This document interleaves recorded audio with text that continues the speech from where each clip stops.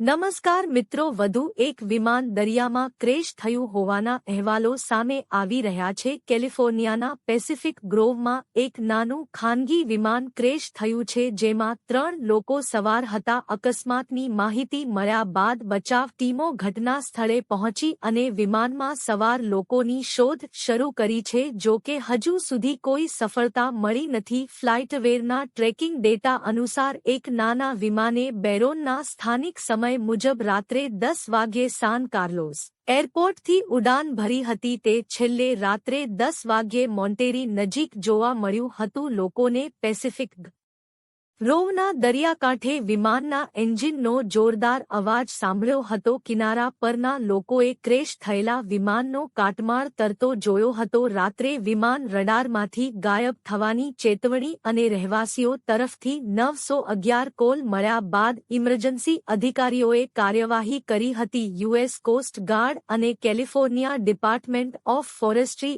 And fire પ્રોટેક્શને દુર્ઘટનાની તપાસ અને શોધખોળ શરૂ કરી હતી. નેશનલ ટ્રાન્સપોર્ટેશન સેફ્ટી બોર્ડ તેની તપાસ કરશે.